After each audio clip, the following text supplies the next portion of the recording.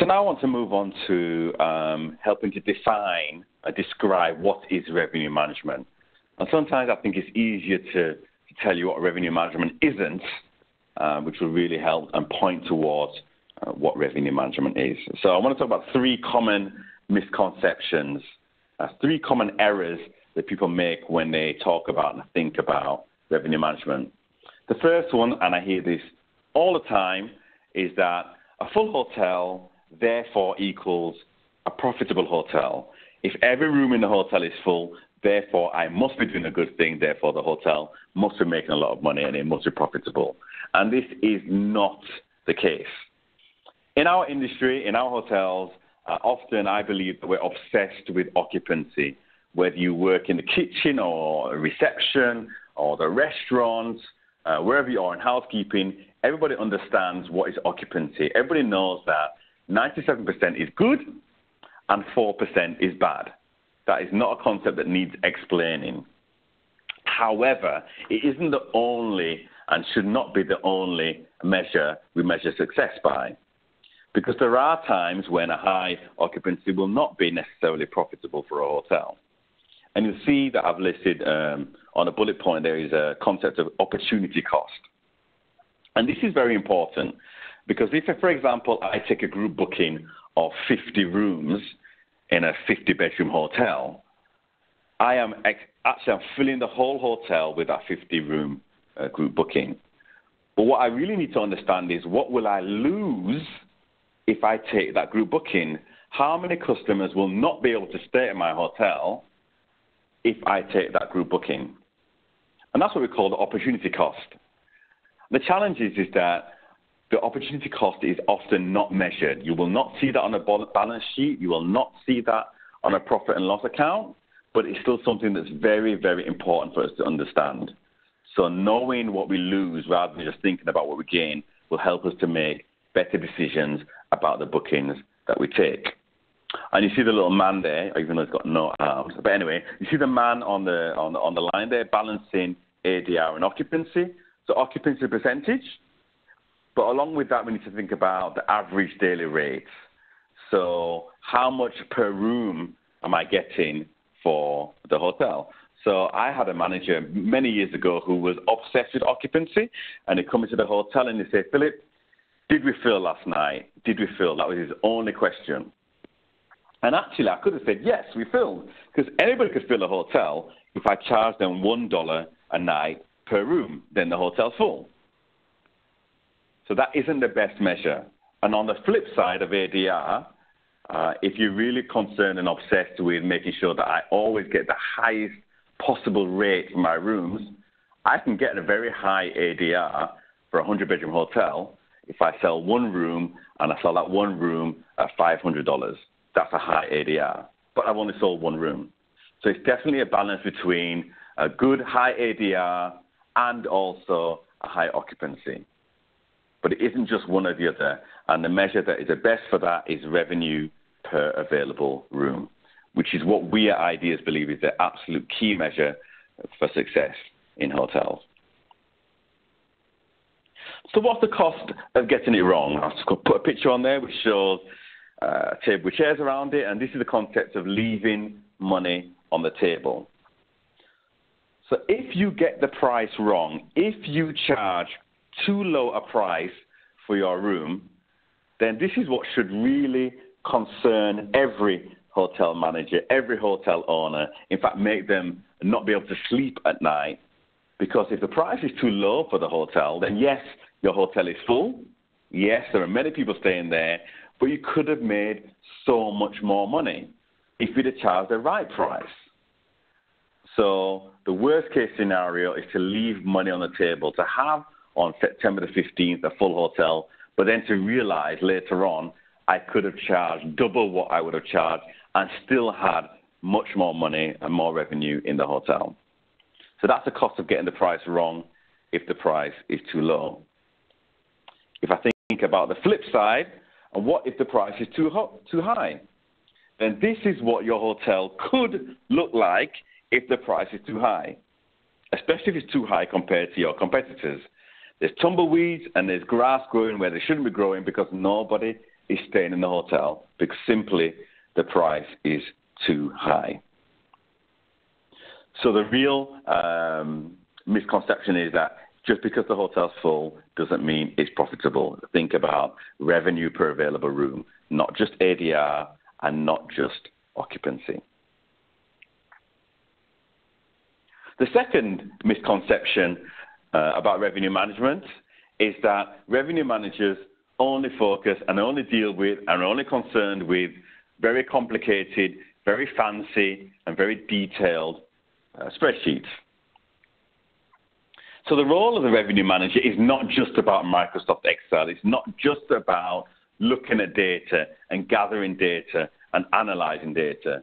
That isn't the main job of a hotel, of a revenue manager. Really, as the second bullet point shows, it's about being proactive as opposed to reactive. It's not just looking at what happened last week and last month and last year.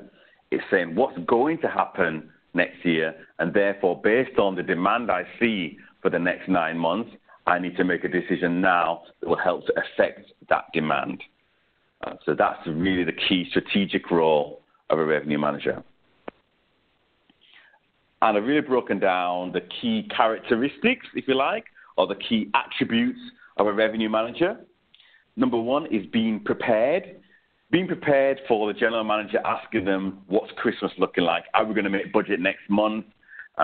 What impact did the volcano have? So always being prepared to answer the questions that are going to need to be will be asked by the GM and the exec team.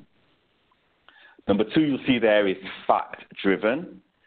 So yes, there is always going to be an element of gut instinct or feel or experience in terms of what's happening in a local area, but an effective revenue manager must be able to use the facts, use the data that he's seeing.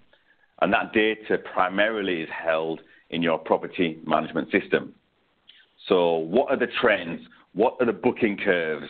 And to really analyze and to make sure that they're able to translate that data into facts that they then, as a third one, the third attribute shows, can effectively communicate. So it's not just about being prepared, and it's not even just about knowing the facts. It's about being able to stand in a revenue management meeting or an exec meeting or a general manager's meeting and to be able to effectively communicate what has been seen in the data. What does this mean for a sales and marketing promotion? What does this mean for the prices? What does this mean for how we compare to the competition? Because ultimately, the revenue manager's job is going to be about affecting and influencing the management team and helping them direct their strategies to make the most money for the hotel.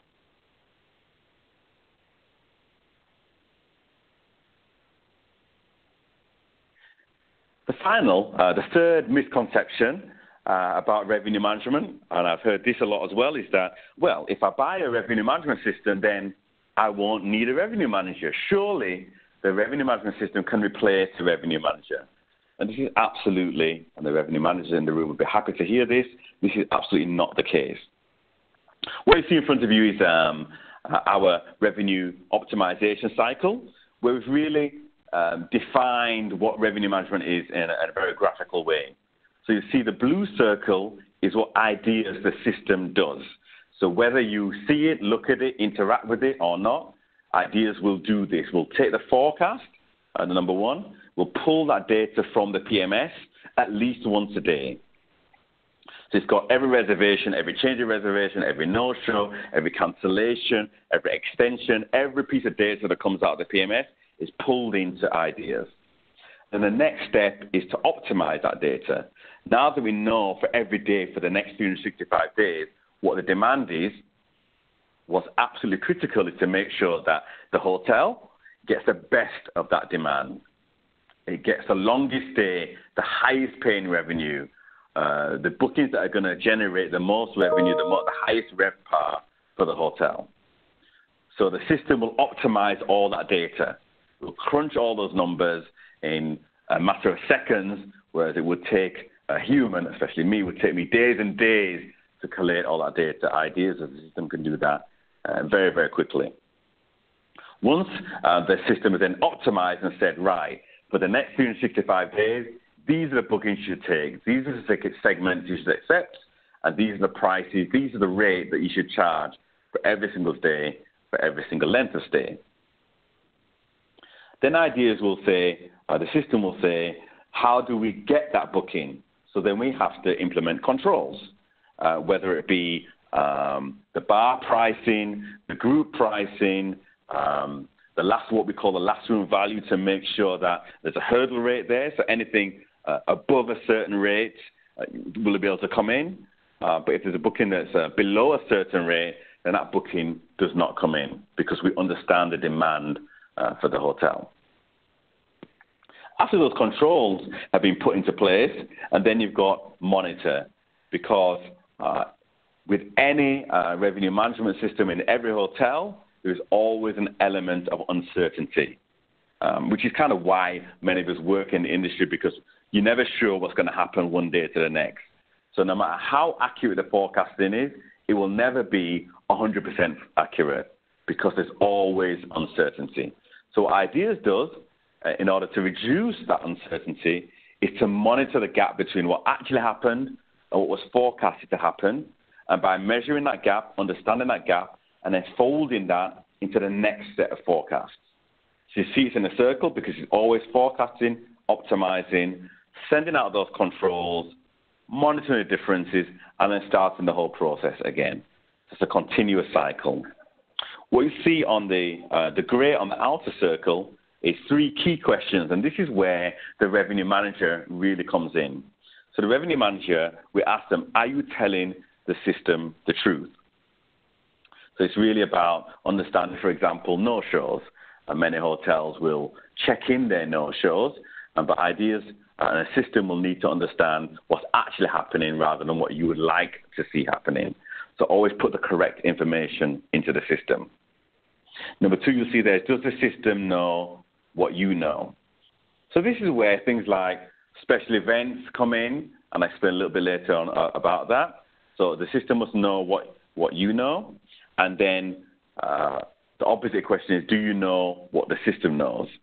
So have you seen, Ideas will see the impact of high bookings or a concert, and it will track that there's many more bookings coming for a Saturday than normal. So the challenge for the revenue manager is to understand why has Ideas put the prices up on this particular day, because it's seen a demand, and the revenue manager will need to understand that demand. So back to the question of does the system know what you know, the revenue manager knows? And so here's what a system can never know by itself. It can never know, number 1, that Rihanna is much more popular than Britney Spears. So but what I mean by that is that if there's a concert for Britney Spears one week, and then a month later there's a concert for Rihanna, you and I know that the Rihanna concert is going to be much more popular because she's a much better artist, in my eyes anyway. But Ideas cannot know that. A system cannot know that. So that is where the revenue manager will be able to override and be able to influence the system to say, this is what I expect to see based on my experience, my knowledge of what's happening in that concert. Number 2, the revenue manager from the hotel next door has resigned and has not been replaced. Now, that will have an impact because if the revenue manager of the competition has disappeared and they're not making good decisions, then the revenue manager of your hotel should be able to know, I can take advantage of that, or I shouldn't look at the competition so closely. I shouldn't monitor their prices so closely because they're not making good decisions. So again, the revenue manager will be able to take note of what's happening in the local area. If Formula One has just announced that for next year that the race is going to be moved from Singapore to Kuala Lumpur, then if I'm a hotel in Singapore, I understand as a revenue manager that the demand for that period is going to be very low compared to last year because there's no Formula One. Again, a system cannot know that. The system doesn't read the news. The system doesn't understand what's happening there, but the revenue manager can absolutely override and tell the system what to expect. And the last one is the volcanic ash from a volcano in Indonesia means that there's no flights able to fly, and then some hotels are empty because nobody can come, and some hotels are full because nobody can leave. Again, the system doesn't know why that's happened, and the system will not understand that the volcanic ash will disappear in the next 2 weeks and business will be back to normal. And again, this is where the revenue manager helps the system and tells the system what it can't know by itself.